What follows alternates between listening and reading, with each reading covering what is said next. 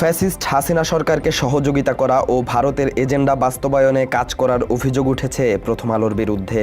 এখনো পর্যন্ত সবচেয়ে ভয়াবহ যে অভিযোগ উঠেছে পত্রিকাটির বিরুদ্ধে তা হলো ইসলাম ধর্মকে অবমাননা করা।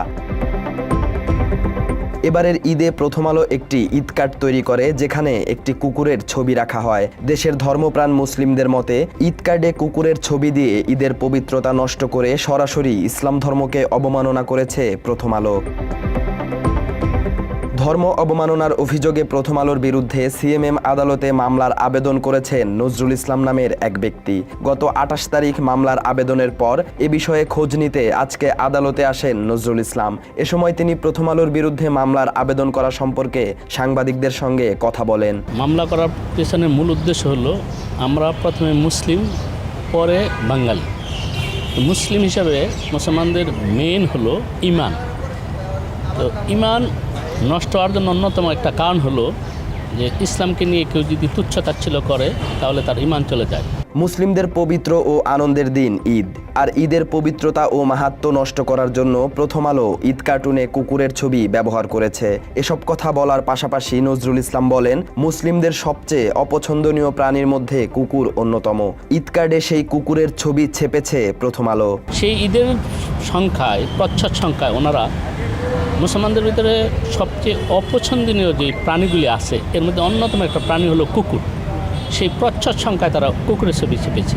তিনি বলেন, ৫ আগস্টের পর দেশকে বিভিন্নভাবে অস্থিতিশীল করার চেষ্টা করেছে প্রথম আলো। সেই কাজে সফল না হওয়ায় সুপরিকল্পিতভাবে দেশের মুসলিমদের অনুভূতিতে আঘাত হেনেছে পত্রিকাটি। যখন ৫ আগস্টের পরে দেশটা একটা স্থিতিশীল পরিস্থিতি তৈরি হয়েছে, দেশটা স্বাধীনভাবে মানুষ কথা বলতে পারতেছে, তারা ধারণা করতেছিল দেশের ভিতরে বিভিন্নভাবে একটা অস্থিতিশীল পরিস্থিতি তৈরি করতে, কিন্তু তারা যখন এটা ব্যর্থ হয়েছে তখন মুসলমানের ধর্ম অনুভূতিতে আঘাত আনার জন্য তারা সুপরিকল্পিতভাবে তারা এই প্রচ্ছদটা এঁকেছে। বাংলাদেশকে মৌলবাদী জঙ্গি রাষ্ট্র হিসেবে বিশ্বের বুকে তুলে ধরতে সদা তৎপর প্রথম আলো, এমন অভিযোগ করে নজরুল ইসলাম বলেন, কেউ যাতে প্রথম আলোর এই ফাঁদে পা না দেয় এজন্য তিনি স্বপ্রণোদিত হয়ে আদালতের দ্বারস্থ হয়েছেন। তিনি আশা ব্যক্ত করেন, দেশের প্রচলিত আইনের মাধ্যমে প্রথম আলোকে শাস্তির আওতায় নিয়ে আসবেন আদালত। দেশকে কোনো অস্থিতিশীল পরিস্থিতি কেউ যাতে সুযোগ না করে, এই জন্য আমি নিজে স্বেচ্ছায় প্রণোদিত হয়ে আমি আদালতের কাছে,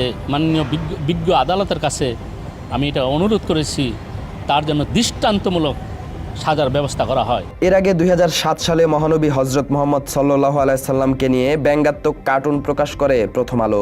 তখন তীব্র বিক্ষোভের মুখে পত্রিকাটির সম্পাদক মতিউর রহমান জাতির কাছে ক্ষমা প্রার্থনা করেন। বাইতুল মোকাররমের খতিবের মাধ্যমে ক্ষমা চাওয়ার পাশাপাশি ভবিষ্যতে ধর্ম অবমাননা না করার অঙ্গীকার করেন তিনি। ২০০৭ সালে তারা যখন মহানবী সাল্লাল্লাহু আলাইহি সাল্লামের কার্টুন তারা এঁকেছিল, তখন দেশের কোটি কোটি মানুষের ধর্মীয় অনুভূতিতে আঘাত লাগার কারণে দেশটা একদম অস্থিতিশীল পরিস্থিতি তৈরি হয়েছিল।